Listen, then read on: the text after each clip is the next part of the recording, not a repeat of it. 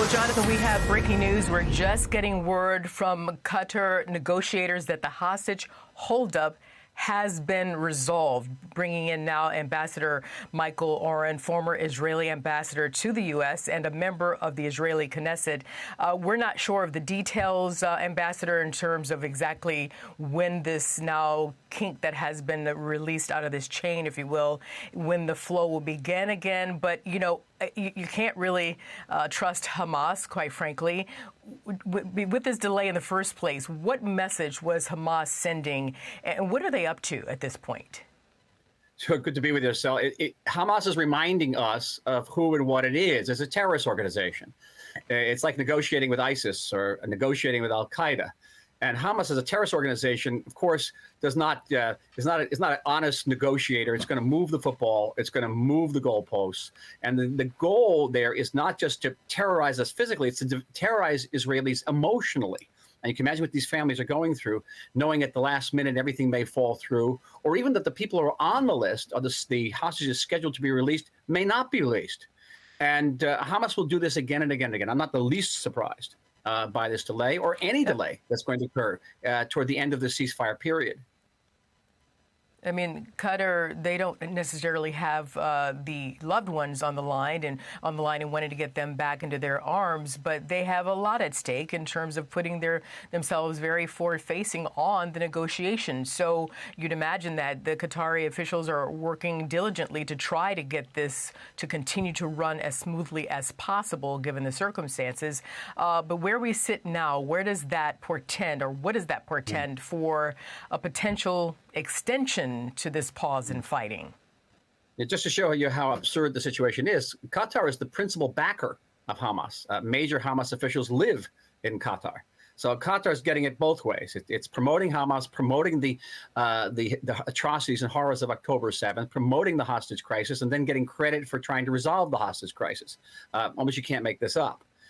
So Qatar's its reputation is on the line because if it can't produce that, it can't produce the hostages, it's left with just holding the we promoted Hamas card, which was not particularly good for Qatar.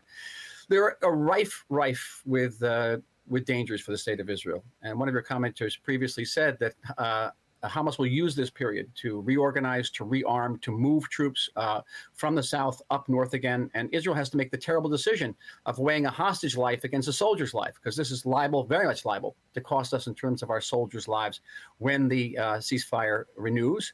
And even when the fighting renews, and in getting the fighting renewed is even more problematic, because now there's a momentum in the world where the world is saying, well, you agreed to this ceasefire, why not a longer ceasefire? And there's even domestic pressure within Israel for that effect. And here's the bottom line: a ceasefire means Hamas gets away with mass murder. Ceasefire means Hamas wins. Ceasefire means that Israel cannot restore its internal security. We have 250,000 refugees inside the state of Israel who have been moved away from the border. They cannot go back to those border areas if Hamas is allowed to rearm and mount further attacks. And they have said openly that that is their goal. And Israel has also said that once these hostages are released, as many as possible, we hope, that the fighting will continue. They've said that part out loud. So it almost begs the question, so what's the point of what's happening now? I mean, is it strictly for, you believe, for Hamas to regroup their forces so they can, reorganize, so they're a more formidable force against the IDF? But even though IDF says, bring it, no matter what you do, we're coming for you, basically.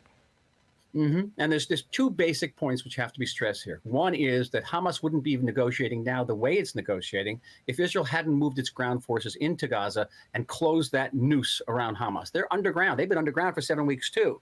They're hardly not fighting at all. They come up, their terrorists come up, shoot an RPG or an anti-tank missile, then they run back down. They're under siege. So Hamas is playing for time. It's playing for time and hoping that the international community will increase its pressure on Israel to accept the ceasefire, because remember, ceasefire means victory. But the second point is the most difficult point, and this is brace yourself, and that is Hamas will not release all the hostages, because it knows once it released the last hostage, that is when Israel will flood those tunnels with seawater or some flammable substance, and that will be the end of Hamas. So I think the goal here for Israel is, on one hand, to get as many hostages out, particularly the women, children, the elderly, the infirm, and then to renew that pressure on Hamas by restarting the military stage of this battle.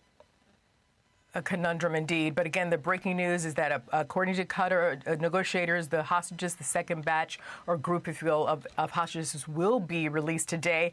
Quickly, Ambassador, what do you make of the fact that no Americans are included in this second group? There we go. It's moving the football again. What is Hamas trying to do? It's trying to drive a wedge between the United States and Israel. It's causing, it's raising tensions on the American side, and hopefully the Americans then will put pressure on Israel to extend the ceasefire to get more American prisoners out. You see how this works? Ingenious, right? But evil, ingenious, sinister.